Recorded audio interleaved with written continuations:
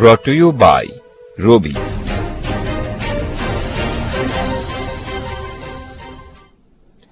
আরেকবার স্বাগত একাত্তর সংযোগে, সাথে থাকার জন্য ধন্যবাদ। আমাদের সাথে যোগ দিয়েছেন advocate Shah Zikrul Ahmed, tax lawyers অ্যাসোসিয়েশনের প্রেসিডেন্ট। জিকরুল ভাই, আপনাকে স্বাগত। এবং আপনি যেহেতু দেরি করে আসছেন, বিরতির পরে আমাদের আসলে তার কাছে প্রশ্ন ছিল, কিন্তু আপনার কাছেই আসছি। সামগ্রিকভাবে আগামীকাল শেষ হচ্ছে আয়কর মেলা, আয়কর সপ্তাহ, এবং 15 তারিখে গেল আয়কর, জাতীয় আয়কর দিবস। সামগ্রিকভাবে এনবিআর কে কি চোখে দেখেন ট্যাক্স লয়ার হিসেবে? আমি বরাবরই একটি কথা বলে থাকি আর কি, এনবিআর হল আমাদের দেশটাকে বাঁচায় রাখার একটি প্রধানতম একটি সংস্থা, যেটি না হলে পরে আমাদের দেশই অচল হয়ে যেত। বঙ্গবন্ধু শেখ মুজিব পিও 72 সালে তিনি এই সংস্থাটিকে তৈরি করেছিলেন, জাতীয় রাজস্ব বোর্ড নামে। এখন এটার অবয়ব অনেক বেড়েছে, আপনার এটার ফিজি ঘটেছে বা এক্সপানশন হয়েছে।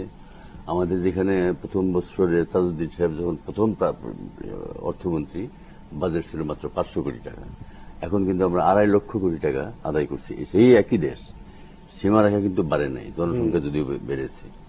তো সেই দিক থেকে আমি মনে করি যে যেহেতু জাতীয় রাজস্ব বোর্ড অভ্যন্তরীণ সম্পদের প্রায় 80%-এরও বেশি সম্পদ আহরণ করে থাকে, এই সংস্থাটি অত্যন্ত প্রয়োজনীয় দেশের জন্য।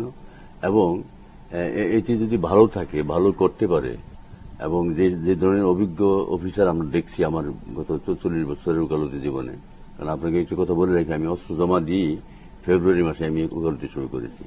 সুতরাং স্বাধীনতার বয়স এবং আমার ওকালতির বয়স সমান।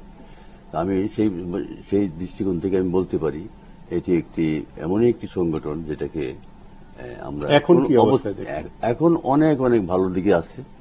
এবং এই দেশটিকে রক্ষা করতে হলে জাতীয় রাজস্ব বোর্ডের গুরুত্ব দিতেই হবে এবং গুরুত্ব আরো বাড়াতে হবে। আপনি যেহেতু ট্যাক্স লয়ার, আমি সাম্প্রতিক একটা বিষয় নিয়ে একটু আপনাকে জিজ্ঞেস করি, সেটা হাসান মনসুরকে করেছিলাম। ভ্যাট ইস্যুতে যে এনবিআর এর যে সাম্প্রতিক একটা আমরা দেখলাম যে তার একটা দুদুল্যমান অবস্থা, একই সাথে সম্প্রতি ট্রেড লাইসেন্সের আমরা দেখলাম যে 2010 সাল থেকে 2015 সাল পর্যন্ত ভ্যাট একসাথে আরোপ করা হয়েছে দোকানিদের উপরে। ফলে যেটার লাইসেন্স নবায়ন যেটা 900 টাকা ছিল, সেটা আজকে 11,000 টাকায় গিয়ে পড়ছে। আপনি কি বলবেন? দেখেন, এখানে আমি জানি না, একজন কমিশনার সাহেব রয়েছে, উনাকে আমি আয়কর নিয়ে প্রশ্ন করবো আপনাকে। আমি ভ্যাট নিয়ে যদি বলি, আপনাকে প্রথম ভাবতে হবে যে ভ্যাট কালেকশন করে কারা? ব্যবসায়ীরা, নট দ্য অফিসার্স। এখানে ব্যবসায়ীদের একটা বিশাল ভূমিকা কিন্তু রয়েছে। তো যিনি কালেক্ট করেন তিনি কিন্তু টাকাটা পরিশোধ করেন না, তিনি কালেক্ট করেন ফ্রম দি কনজিউমার্স এবং ফ্রম দি পাবলিক, বলতে পারেন যে সাধারণ মানুষ, ফ্রম দি পিপল। তো সুতরাং এখানে ব্যবসায়ীদের ভূমিকা অনেক বড়। এবং এই ভ্যাটটা কালেকশন করতে গিয়ে তাদের কিন্তু মিনিমাম 3 জন নতুন এমপ্লয়িকে এমপ্লয়মেন্ট দিতে হয়, তাদের টাকা কিন্তু সরকার দিচ্ছে না। শুধু মনিটরিংটা করার দায়িত্ব হল ভ্যাট কর্তৃপক্ষের। এই জায়গাটায় আমার মনে হয় আরেকটু যদি জোর দেওয়া হতো, মনিটরিংটা যদি আরো সুন্দরভাবে করা হতো, তাহলে ভ্যাটের কালেকশন আরো অনেক গুণে বাড়তে পারত। আপনি দেখবেন 91 সালে যখন ভ্যাট প্রবর্তিত হয়, এরপর থেকে কিন্তু দেশের উন্নয়ন বাড়ছে। ভ্যাটের ব্যাখ্যাও কোথাও কোথাও পাবলিকের কাছে ক্লিয়ার না। ভ্যাট তো পরিষ্কার জনগণ বিয়ার করে, এবং জনগণের টাকায় এই দেশ চলে, এবং জনগণই। আমি তো সাম্প্রতিককালে মনে করলাম আমি এখন থেকে ডিম কিনবো, ডিম বা মিষ্টি কিনবো, তারপরে দোকানদার আমার কাছে ভ্যাট চাইলে বলবো না, এটা দোকানিদের দেওয়ার কথা। এইটা তাহলে আমি বলবো যে আমরা সম্প্রতি যে ব্যাখ্যা যেটা এনবিআর দিয়েছে এই বছর ছাত্রদের উপর ভ্যাট নিয়ে, এটা অত্যন্ত দুঃখজনক। আমি বলবো যে নোবেল বিজয়ী যে ইকোনমিস্টরা, তারাও লজ্জা পাবেন এই ব্যাখ্যার উপর। এটা একটা পরোক্ষ কর। বলা হচ্ছে যে ছাত্ররা দিবে না, দিবে প্রতিষ্ঠান, শিক্ষা প্রতিষ্ঠান। আমি অত্যন্ত লজ্জার অবনত বস্তুকে বলতে পারি, এনবিআর যে ব্যাখ্যাটি দিয়েছেন এটা সত্যিই দুঃখজনক। ধন্যবাদ আপনাকে, কিন্তু আপনি দেরি করে আসাতে আপনি সময় কম পেলেন। আমি হাসান মনসুরের কাছে একটি বিষয় আসবো। কর্পোরেট ট্যাক্স বিভিন্ন দেশে আমরা দেখি যে একটা বা দুটা শ্রেণীর মধ্যেই বিভাজিত। বাংলাদেশে 6টি, ভারতেও 2টি, পাকিস্তানে 2টি। আমাদের কি এটা কমানো যায় কিনা? এবং কর্পোরেট রেট হারটাও অনেক হাই। আপনি যদি না, আমাদের কিন্তু অনেক রকমের অসামঞ্জস্য আছে। যেমন ব্যক্তিখাতের কর এবং কর্পোরেট কর পার্থক্য কেন হবে? এটা কিন্তু হওয়া উচিত না, কারণ ইনসেন্টিভ স্ট্রাকচার তাহলে তো আমাকে এক ধরনের ডিসইনসেন্টিভ ক্রিয়েট করছে। আমাকে 34% দিতে হচ্ছে ব্যক্তি হিসাবে, অথচ কর্পোরেটাইজড হয়ে গেলে আমাকে 27% নেমে আসছে। হ্যাঁ, বলতে পারেন যে কর্পোরেটাইজেশনের ফলে লায়াবিলিটি আসছে, এই আসছে, সেটা আসছে, খুব ভালো কথা। কিন্তু আবার যদি আমি দেখি গ্রামীণ ফোন লিস্টেড হয়ে গেল, তাদেরকে 42.5% দিতে হচ্ছে বর্তমানে, ওয়ারেজ অন্যান্য লিস্টিং কোম্পানি 25% আছে। কেন? গ্রামীণ মানে টেলিফোন সেবাটা কি কোনো খারাপ সেবা? তা তো নয়। আমরা তো এই ধরনের যেটাকে বলা হয় অ্যাডহক ডিসক্রিমিনেটরি ট্যাক্স পলিসি, এটা কিন্তু ভালো নয়। আমি মনে করি যে একটি ইউনিফর্ম রেটের দিকে আমাদের যাওয়া উচিত। একবারে যেতে পারবো না, কারণ এটা অনেকদিন ধরে সৃষ্টি হয়েছে। কাজে এই ব্যাংকের উপর এখন 42 থেকে কমিয়ে 20-40% নামিয়ে আনা হয়েছে। আমি কারেক্ট? তো এটা আরো আগামীতে আরো প্রয়োজন হবে এবং এরকম জায়গায় না রেখে এটাকে নামিয়ে এসে মোটামুটি এক ধরনের সংস্কার। হ্যাঁ, অবশ্যই এটাকে সামঞ্জস্যকরণ প্রয়োজন হবে। এবং এটা যেহেতু আমাদের ট্যাক্স রেভিনিউ, আপনার কাছে এসে আমি ওনার কাছে চলে যাবো, আমার সময় প্রায় শেষ। যে আপনি যেহেতু লয়ার এবং আপনি যেহেতু পাবলিক নিয়ে ডিল করেন, public perception about tax system NBR overall, ট্যাক্সের আইন সম্পর্কে এখনো কি আস্থা আছে, ভয় আছে, নাকি ভয় অনেক দূর কেটে গেছে? ভয় অনেক দূর কেটে গেছে, কিন্তু ভয় আস্থার অভাবে, আস্থাহীনতা কিন্তু এখনো রয়েছে। এই কারণে আমি বলবো যে এখানে কিন্তু মানুষ ন্যায় বিচারও চায়। ট্যাক্স দেওয়ার পাশাপাশি আমার উপর থেকে যেন অধিক হারে অন্যায়ভাবে ট্যাক্স ধার্য না করা হয়, এই বিষয়টি কিন্তু নিশ্চিত করার দায়িত্ব এনবিআর এর। সেখানে ঘাটতি রয়েছে।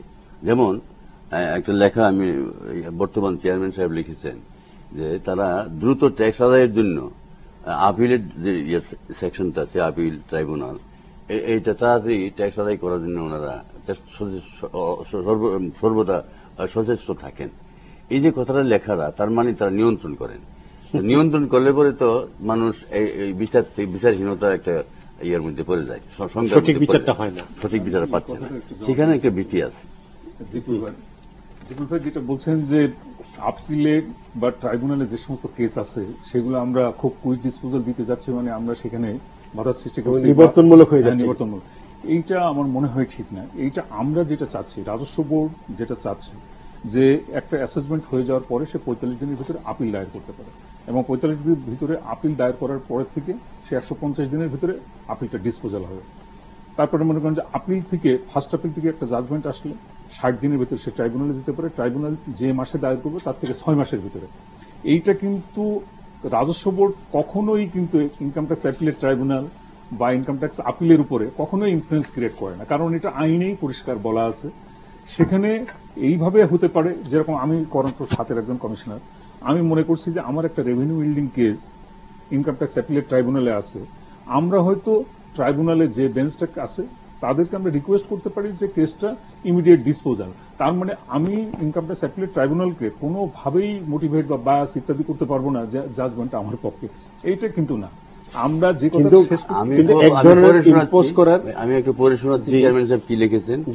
অভ্যন্তরীণ সম্পদ বিভাগের প্রশাসনিক নিয়ন্ত্রণাধীন ট্যাক্সেস আপিলেট ট্রাইব্যুনাল এবং কাস্টমস, এক্সাইজ ও ভ্যাট আদালত ও ট্রাইব্যুনালের বিচারাধীন কর, মূসক ও শুল্ক সংক্রান্ত মামলাসমূহ দ্রুত নিষ্পত্তি করে জাতীয় রাজস্ব আহরণে পরোক্ষভাবে মূল্যবান ভূমিকা রাখছে, এবং এটাকে কিন্তু এন্ডোর্স করছেন আমাদের মাননীয়। যাই হোক, আমাদের সমস্যা বলে দিচ্ছি, সেটা হলো ভূমিকা রাখছে মানে কি, কিন্তু এখানে আইনটাকে তারা নিজের মতন করে, আপনি বলছেন টুইস্ট করার চেষ্টা করছে, কিন্তু দ্রুত করাটাও কিন্তু একটা এক ধরনের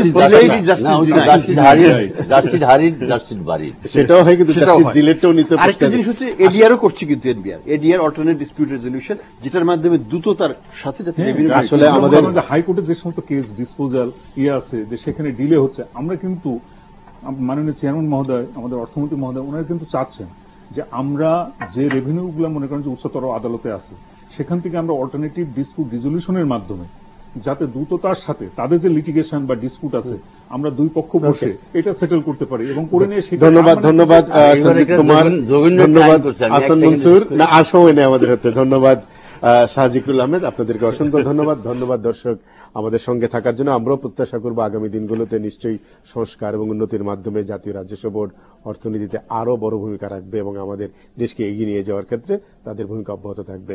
দেখা হবে আগামীকাল ঠিক এই সময় ৭১ সংযোগে নতুন বিষয় নিয়ে নতুন অতিথির সাথে। সবসময় ৭১-এর সাথে থাকুন, ভালো থাকুন।